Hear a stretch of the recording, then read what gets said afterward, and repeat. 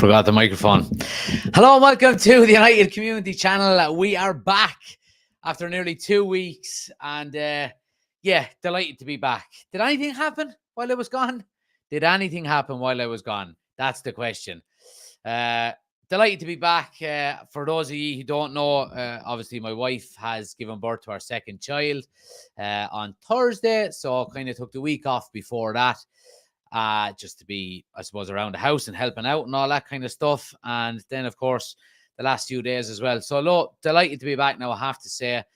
Hasn't been the best couple of weeks for Manchester United in the time that we've been off as well. So, but look, I'm looking forward to getting back into it and discussing and getting your thoughts on everything as usual. Like I said, please do get your thoughts into the comment section. Smash a like on the video. Hit subscribe if you're new to the channel.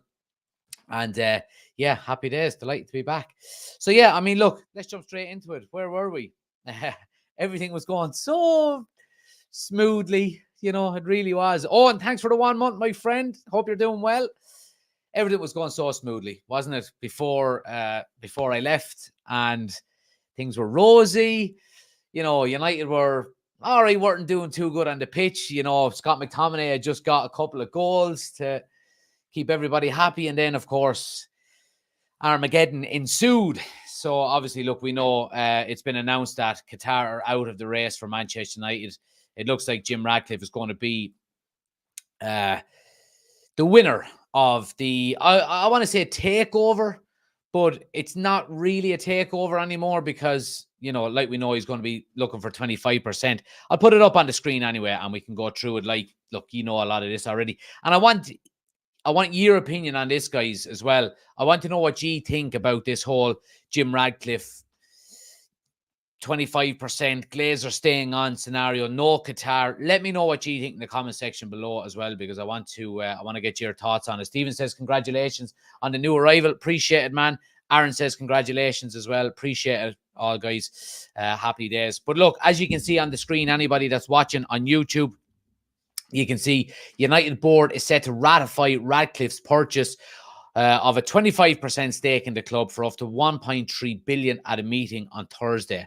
It is likely to take another 8 weeks for the deal to be completed, with Ratcliffe also required to undergo the Premier League's owners and directors test before he can officially join the board. So look, I mean, Ratcliffe is, again, the one thing we do have to take into consideration here is that this is not 100% done yet. It's not a foregone conclusion that he is going to be accepted by the board, so on and so forth.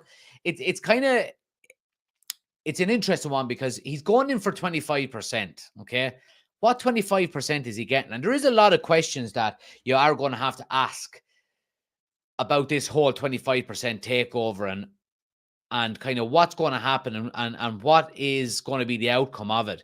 Is this 25% going to be 25% of the Glazers? Is it going to dilute their, I suppose, shares at the moment? Do the minority stakeholders, is he going to be buying some off of them? It's really, really strange, I have to say. And obviously, we know that the simplified version of the takeover was Sheikh Jassim coming in and buying 100% of the club, and that was it. All of a sudden, we were cash rich. Jim Ratcliffe is coming in. He's spending 1.3 billion pounds on 25%. So you're talking about 5 billion pounds for the overall value of the club. Now, the Glazers initially said that they wanted 6 billion. So there is question marks over that as well. I think basically the Glazers from the off never probably wanted to fully sell the club. That's just my opinion. And it's easy to say that now in hindsight, now that Qatar is gone. But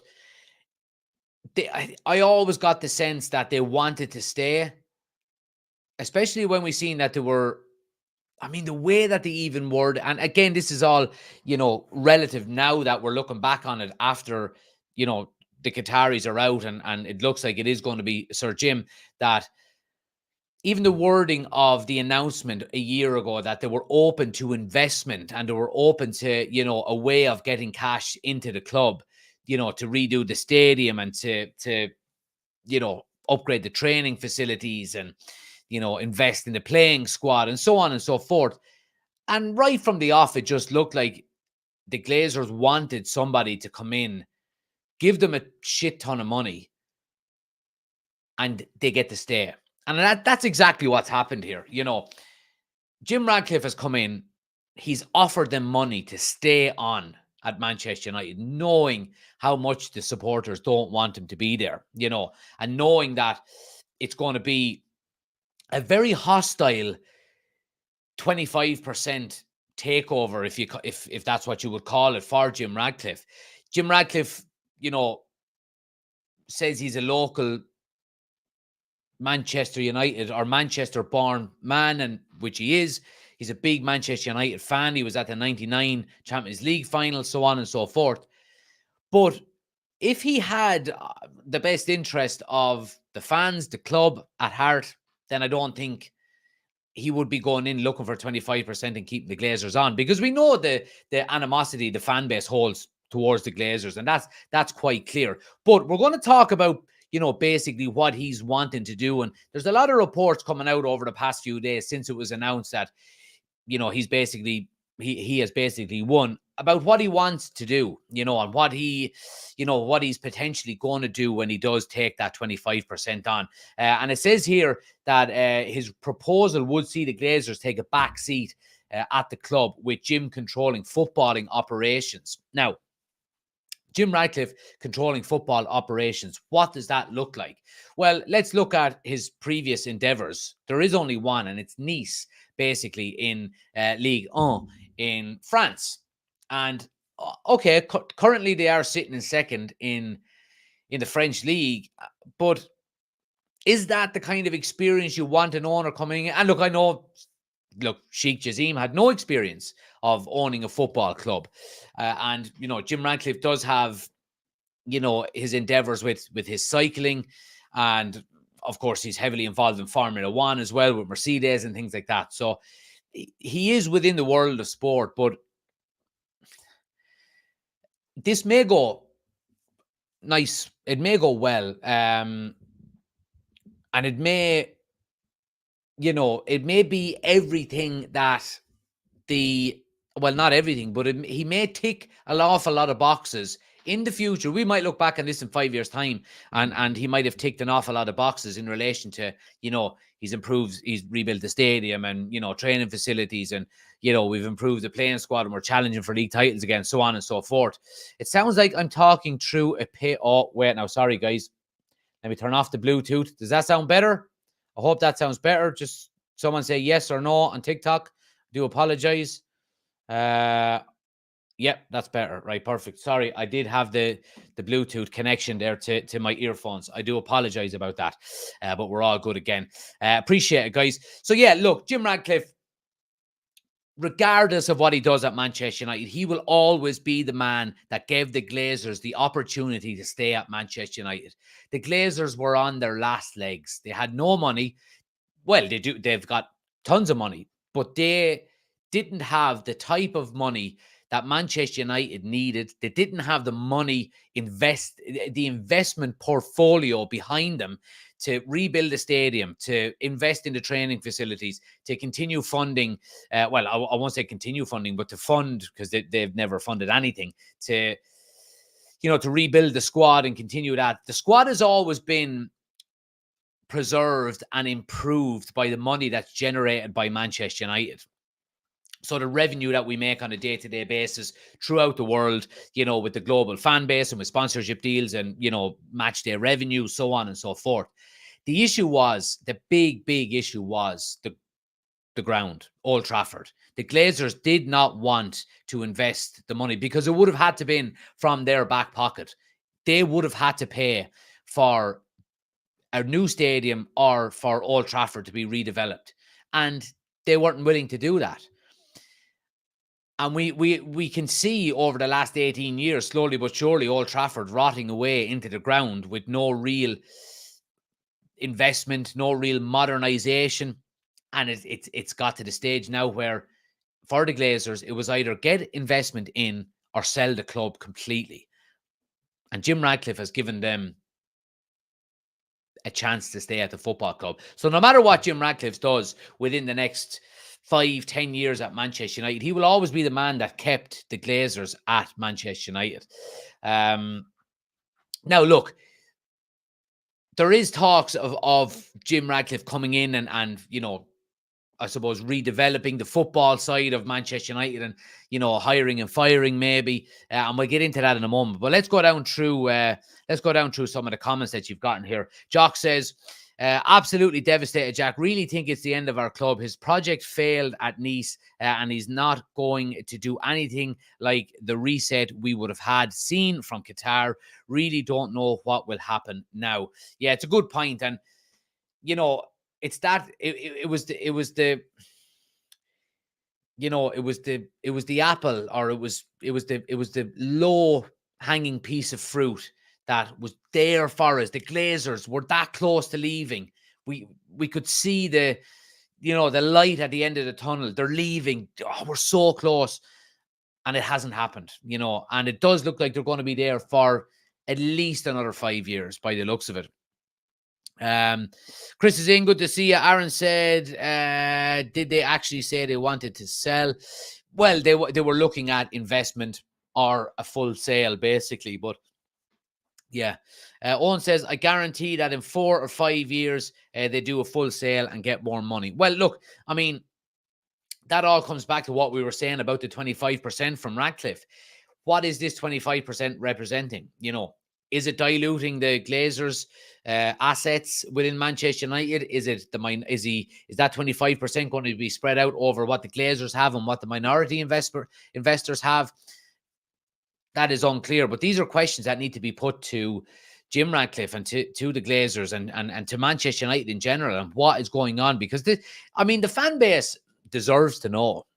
And look, the one thing I would always say is that, as much as we can moan and complain and protest and so on and so forth, the Glazers own Manchester United. They can do what they want with this club. And that's the scary thing. That's the scary thing. Owen says, can Jim change the football directors? He can. If what's to believed, in relation to what's coming out about, he's going to be involved and taking over the footballing side of the club, and the Glazers are taking the back seat. Now, are the Glazers taking the back seat? They've always really had a back seat, you would have to say. Who's in charge of footballing operations at the moment? Nobody really knows. We do know that the Glazers kind of sign off everything that does happen, or that does, inevitably big decisions that are made at the club are signed off by them. So it's interesting to see what's going to happen, but it's not. I'm not optimistic about it. I really am not. I have to say. Let's see what other people are saying here. Christopher says, Chris says, looking good. Appreciate it, Chris. Let's see. Christopher says, Qatar should have been the new owners. It was, in my opinion, the best deal offered. Jock says, the worrying thing is we don't even have clarity from Jim on a plan. It feels very sneaky, just like Glazers. No promises of investment and rebuilding of the club. Now, look, I do understand that there is still an NDA there. So there's a non-disclosure agreement. So because he is in talks with the Glazers about this investment and about this minority takeover, he is, I suppose, bound to the peace. You know what I mean? And the peace being that kind of peace. So he can't talk about it. I would believe. But I do think once it's maybe ratified by the board and that it is kind of rubber stamped, I think we will probably get an announcement from him. But he is going to have a lot of questions to answer, that's for sure. Gordon says, Man U is a tax write-off for the Glazers. They have no intention of selling United. There we go. Absolutely. Let's see. So let's move on to what we were talking about there, and potentially about Jim Ratcliffe taking over the footballing side of the, of Manchester United. And the report in the Times did say, if there are changes to the club's footballing operations, Jean-Claude Blanc, of the former Paris Saint-Germain chief executive who joined Ineos in February, would be brought into Old Trafford, while the ex-Liverpool recruitment chief, Michael Edwards, could be another arrival. Paul Mitchell is another name who has been considered for a key role heading up a new recruitment team at Old Trafford. Now, again, this is all... Where is this coming from? Because we haven't even got the rubber stamp on Jim Ratcliffe getting this 25%. So, being the skeptic that I am when it comes to talking about, articles and journalism in relation. And look, I mean, the Times is a very reputable source. So you would say, okay, all well and good. I think they're just putting the dots on the page before connecting them more than anything else. Obviously, this Jean-Claude Blanc is involved with Jim Ratcliffe already at PSG, and he's involved with Ineos. Ex-Liverpool recruitment chief Michael Edwards could be another arrival. Where's that coming from? And this whole Paul Mitchell story has been doing the rounds at Manchester United for a couple of years now, in relation to a sporting director coming in or a footballing director at Manchester United. And it is something that I do think we need. Paul Mitchell, was at Southampton with Maurizio Pochettino, and obviously they got their hands on some really good players there that they sold on for some good profits, none more so than the likes of Sadio Mane. But he also went to Spurs with Pochettino, and that didn't turn out too well either. So I don't know. I think this is all just smoke and mirrors at the moment in relation to what might happen if this happens and if that happens. Again, as a fan base, we're no closer to understanding the direction that Manchester United are going to be going in. Now, that might change in the coming days and weeks once more clarity comes around whether Ratcliffe is, going to get it and what kind of a role he is going to have at the club. But as of now, it doesn't. I mean, we've still got a match on Sunday to play. It's still worrying, the fact that our performance levels haven't been good this season. It's still worrying that the club is being led down a path that we might not come back from, depending how far down it we go. So, look, there's a number of different scenarios that can happen in the coming days and weeks. But, yeah, I don't know. The more I talk about it, the more annoyed I get. Charlie says, it says a lot that Chelsea and Barcelona didn't want him. Now, again, I wouldn't read into that too much. The fact that for anybody who doesn't know, Jim Ratcliffe tried to buy Barcelona, he failed. And of course, he tried to buy Chelsea and he failed. Now, I wouldn't look into it too much. Now, again, there may be circumstances with Barcelona where it's decided by the board and what's best for the club, and maybe he didn't fit, whatever, so on and so forth. But I think especially with the Chelsea deal, it was kind of, the Chelsea deal just kind of stank of, this needs to be sold quickly. And if you remember correctly with Chelsea, Jim Ratcliffe came in very late when it came to the Chelsea bid. I think it was a week after Jim Ratcliffe came in, it was agreed that Todd Bowley was going to get it. So I wouldn't look into that too much. But I do take your point, Charlie, that, you don't want somebody coming in and owning your... But again, you don't want somebody coming in and owning your football club when they've been rejected by Barcelona, when they've been rejected by Chelsea, and their only experience is Nice. But on the flip side of that, what football team has Sheikh Jassim ever owned? There was talks of Elon Musk buying Manchester United back at the beginning of the takeover saga. What experience has he ever got? These guys have got experience running businesses. Now, it all boils down to, employing people in areas of the footballing side of the club that are competent and that will do a good job. You don't want an owner like Todd Bowley coming in and going, I'll take charge of everything. I'll take charge of the football, the financial, everything. I'll do it all, because you'll see what happened, like happened with them. Manchester United is a prime example of it. Ed Woodward was a businessman and he was put in charge of the footballing side of Manchester United.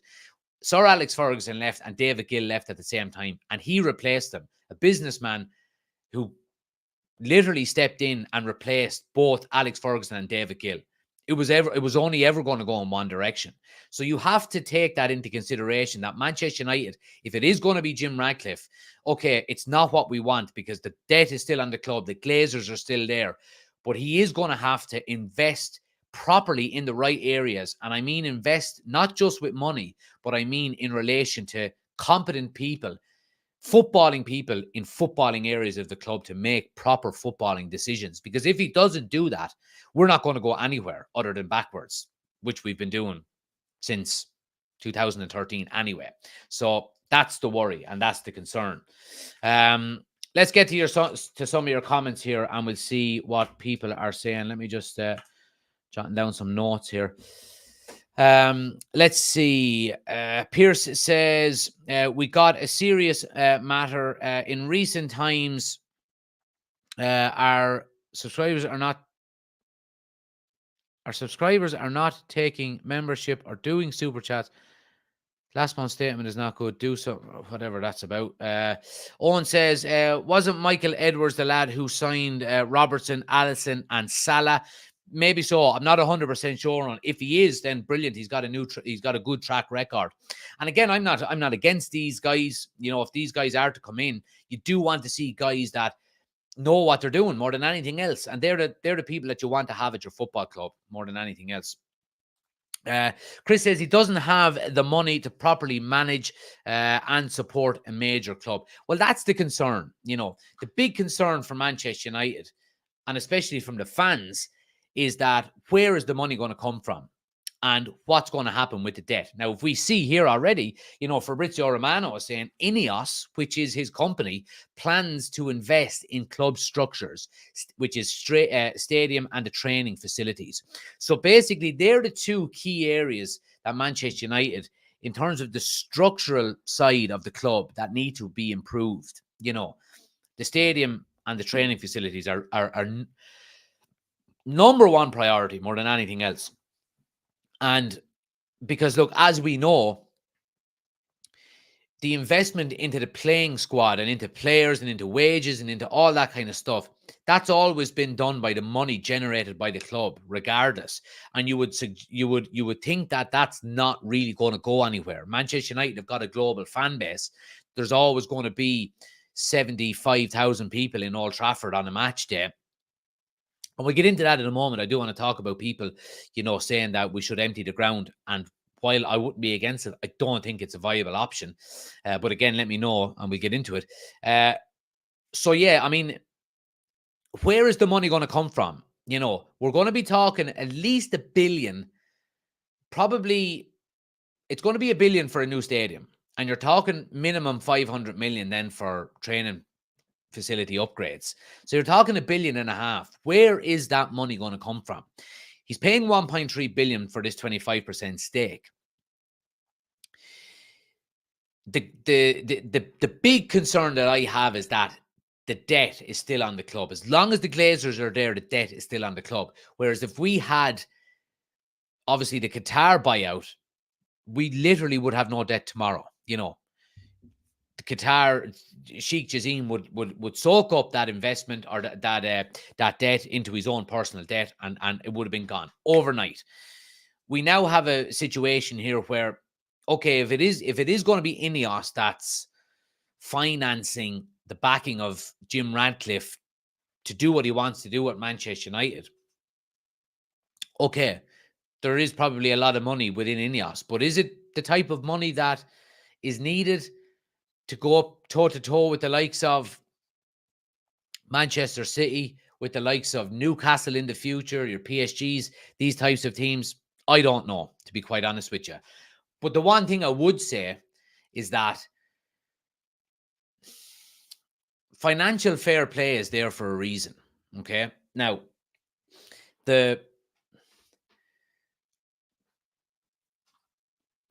how do I put this? The revenue generating side of Manchester United, so the sponsorship deals, the endorsements, all these kind of things, they've always been there, regardless of how good or bad Manchester United have been doing on the pitch, okay? So that money is always going to be there.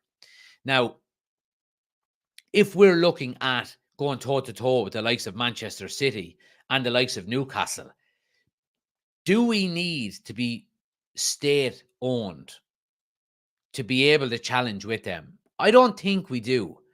I think Manchester United's problem, and I think it's quite evident to see that Manchester United over the last 10 years,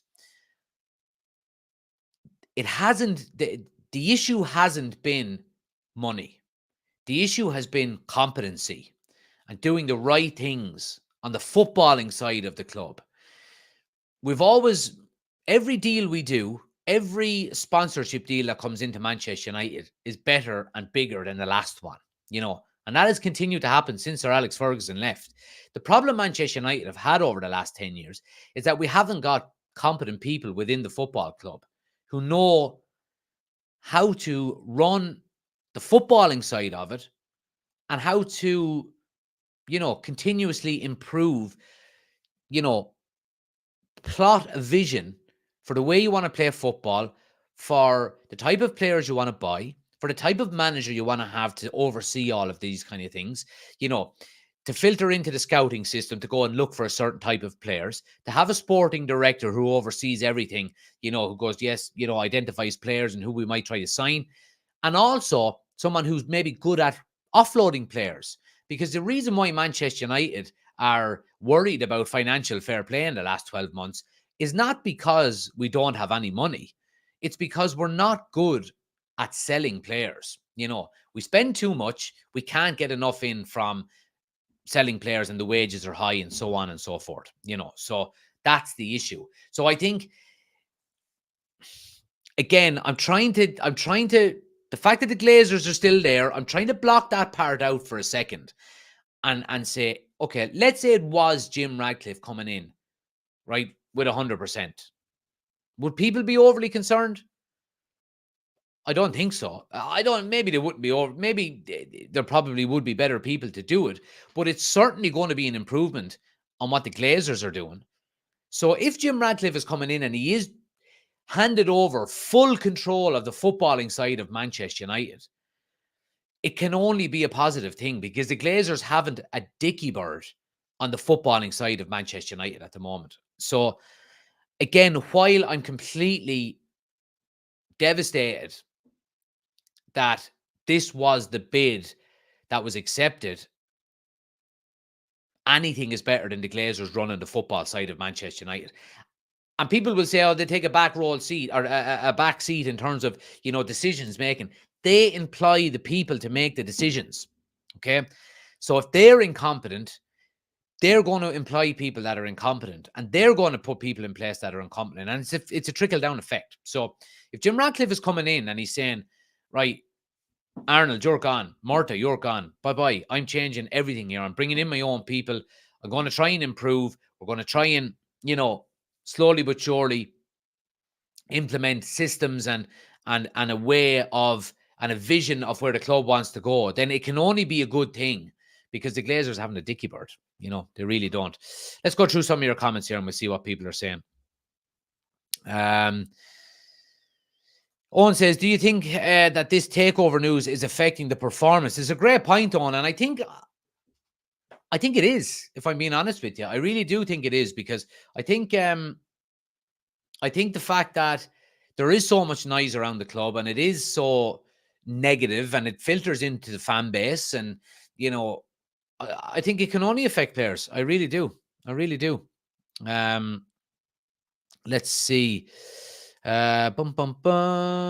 else is in? Christopher says, so the Adidas deal did make the Glazers stay. Look, I don't really know what kind of money the Adidas deal is not going into the Glazers' pocket. It's going into Manchester United. And what the Glazers do is they take revenue from the club every year, or they take dividends from the club every year. And that's the problem that we have with that, And of course, then we've got the repayments on the loans that we have and the debt that we have. And that debt came from the Glazers, so that's the problem there as well. Owen says, with them investing in the stadium, are they building the whole thing again or upgrading it? Well, that remains to be seen, because obviously one will cost more than the other. Now, you do look at the area around Old Trafford is all owned by Manchester United, basically, and it just needs to be developed. So what do? Do you play in Old Trafford while building a new stadium next door? Or, do you build it a stand at a time? I don't know. I really don't know. Or do you just maybe improve the stands that are there? I would be up for a complete and total overhaul of Old Trafford at the bare minimum. Let's see. Mods, can you block that Pierce Morgan fake account because he's annoying me? Someone block him there, or just give him a timeout because he's annoying me. Let's see. Boom, boom, boom. Or actually, here, I'll do it. There we go. He's in a timeout because he's annoying me. Anyway, let's see. Chris, thanks for the 11 months. Really appreciate it. Closing in on 1 year. Loving every minute of it. Appreciate it, man.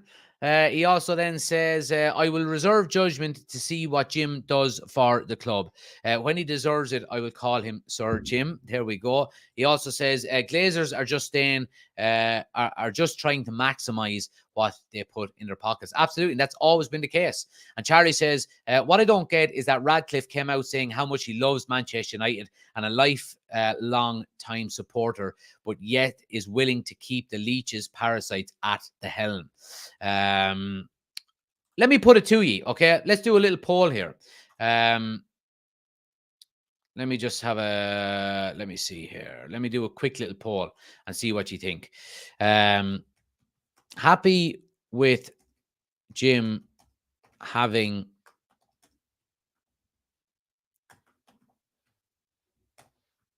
let me see. So basically what I'm going to ask you here is, if, obviously Jim is taking 25%, does he in the future then maybe buy another 25% and so on and so forth with an eventuality, with an eventual vision of completely owning the club himself outright? If that was the case, would you be happy? So would you be happy with Jim Ratcliffe owning 100% of Manchester United? And I think a lot of the backlash is coming against him, and rightly so, is the fact that he gave the Glazers the opportunity to stay at Manchester United. So, and I can understand why there is so much backlash to that. But if in 3, 4, 5 years' time, if he was to slowly but surely buy out the remaining shares of the Glazers and so on and so forth and own it 100%, like if Jim Ratcliffe was coming in now looking to buy 100% of Manchester United, would you be happy with it? I mean, it's literally about 13 months ago when the initial rumblings about Sir Jim were starting to arise. The internet, the world, every Manchester United fan was saying, Jim, come save us. Please save us from the Glazers, so on and so forth. So, if it is going to be a case where he will own 100% in, 3, 4, 5 years' time, would you be happy with that? Let us know on the poll. Do you think they will buy Spurs, says Arsenal for life? Well, if they do, Spurs are instantly going to be probably the top team in London, I would say. But look, that was obviously a dig, but these guys tend to get what they want, and if they want a Premier League side, they'll get one, So that is a concern. It's a major concern for Manchester United and for Manchester United fans that we're just going to be taken over, or overtaken by a rival. We see what Spurs are doing with Postecoglou at the moment. Could you imagine if he had the funding of Qatar behind him? We know how stingy the likes of Daniel Levy can be at Spurs. Could you imagine if it was Sheikh Jassim there? I don't think there'd be any stopping them. I think they would be instant Premier League title contenders. I really do. And they're already top of the table at the moment. So there you go. Ben says, we just need our club back and have someone in who cares about football. Couldn't agree more. And Benny says, happier than the Glazers having 100%, but not happy compared to potentially having the Sheiks come in. Yeah, and that's understandable as well. Chris says, how's the Prince of UCC? Hope all as well. Memberships will come in on the next watch along. I appreciate it. Yeah, so he's doing great. Little Harry Points was born on Thursday, the 12th of October at 1:15 in the afternoon. So, yeah, he's doing well. And Mama's doing well as well, Mrs. UCC. So yeah, happy days. The sleeping schedule has gone a bit haywire, but that's to be expected. But yeah, no, delighted now, over the moon, I have to say. Chris says, I think the Sheikh will buy Liverpool. Well, that's an interesting topic there as well, because let's look at it this way, okay? Liverpool was up for sale. And about 3 weeks later, Manchester United announced that they were potentially looking for an investment and in full sale. And then all of a sudden, Liverpool wasn't up for sale anymore. And I think Liverpool probably realised that any, whether it be state-backed, whether it would be billionaire coming in, investor, whatever it might be to buy a football club, is probably going to buy Manchester United or want to buy Manchester United before they buy Liverpool. And that's not a dig at Liverpool. That's just because of the revenue that it generates is more than Liverpool. The global fan base is bigger, so on and so forth. Now that Manchester United are off the market and it looks like Jim Ratcliffe is going to be, the winner of this so-called takeover race, are we going to see Liverpool back on the market? I wouldn't be surprised if we did. And I think if they are back on the market, you probably are going to have the likes of Qatar and whoever else it may be coming in looking to buy them. And that's a big concern from a United fan, because if they get the money that we could have potentially had with the infrastructure that they already have and the manager that's currently there, they'll be Man City 2.0. And that's a big concern. That's a big, big, big concern. Anyway, let's see what we've got here. Mark says, JR states that he is a Manchester United fan. If he cares, then he should be all right in the long run, I believe. Benny says, Jim 25% and Sheik 75% would be interesting. And Mark also says, oh, welcome back, new Father Jack. Yeah, so this is the second one. This is our second and final child. Let me tell you that. Final. Ben says, I got asked if he was named after Maguire by my little girl. Yeah, I've got that from some of my mates that are Liverpool fans as well, going, oh, you didn't call him after Maguire. But no, I didn't. Harry Maguire will be gone in the summer anyway, so we won't have to worry about that. Dan says, did you get sent the jersey or did you give Glazers money? No, these are... There's no money going into the Glazers' pockets from these. Don't worry, Dan. The Sheik won the takeover. Let's be real. Just two Americans didn't want to take the finger out the pie. Yeah, great point. Absolutely. I mean, Qatar were offering more money. It would have been more money into their pockets straight away. And but the Glazers wanted to stay. And it probably makes financial sense that if the price of Manchester United is going to increase over the next 5 years or so, then why would they not sell 25% now, get their 1.3 billion, and then sell the rest of it off for a higher amount in 4 or 5 years' time? As much as I hate them, they do think quite logically when it comes to business. Liverpool or Baller says, do you think Liverpool will win the league? No. Eric says, is there any truth to Onana possibly going back to Inter in January, do you think? No, absolutely not. Mark, thanks for the follow. Much appreciated. Sheik was going to buy Mbappe, Camavinga, and Coman. Mark says, you literally know nothing about Man United. All right, Mark, that's no problem. Thanks for your input, my friend. Did you get a snip? No, I didn't. Not yet, anyway. Twig says, where did you get the trackie, lad? Yeah, so this is, let me turn off that. This is the Manchester United Kilkenny Supporters Club top. So it's not actually a Man United crest. Well, it's a Man United crest, but it has Kilkenny MUFC, Kilkenny Man United Supporters Club as a crest, and obviously my initials are here. So yeah, it's really nice. So you can only get them, I'm afraid, if you're a member of the Kilkenny Manchester United Supporters Club. So yeah, apologies about that, but yeah, they're nice, I have to say. Benny says, something is telling me that this is all fake news to put pressure on the Sheiks to increase their bid. Wishful thinking, I suppose. Look, I would never say never when it comes to anything like that. Let me just see. I'm getting some updates on Twitter as we speak. Let me just double check.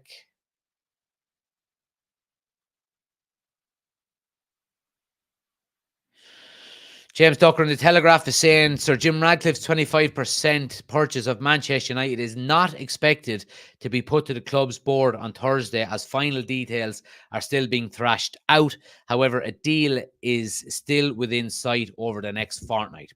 So that came at a nice time, obviously, talking about what you're saying there, Benny. I would never say never. Maybe it is a last-ditch attempt from Qatar to pull out and see what way maybe the Glazers react.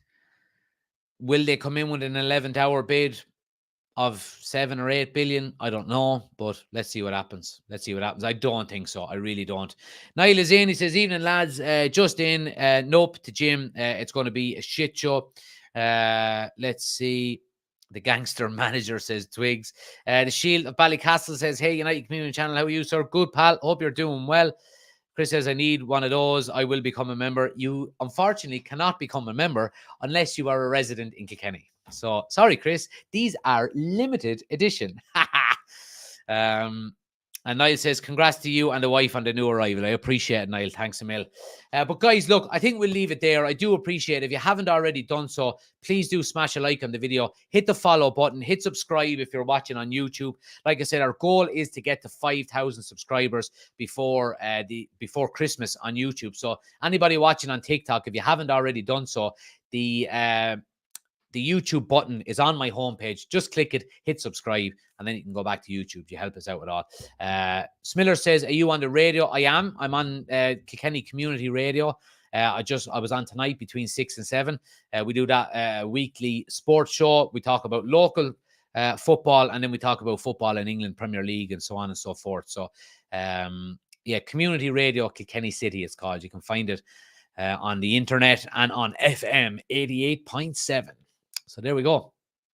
Happy to see everyone here and enjoy, like and subscribe. Message DJ, appreciate it, pal. So yeah, guys, look, I do appreciate it. Thanks to everybody for watching. Great to be back. Really looking forward to it. Obviously, we've got a watch along coming up on the weekend on Saturday. So Sheffield United away, so we'll be doing I'll be doing the preview to that. That'll be going up on Thursday afternoon, so keep an eye on that. And again, of course, we'll be back tomorrow night for our another Manchester United news show. So let's hope we'll have some more updates. But until then, smash a like on the video, hit subscribe, stay safe, have a good evening, and I'll chat to you tomorrow.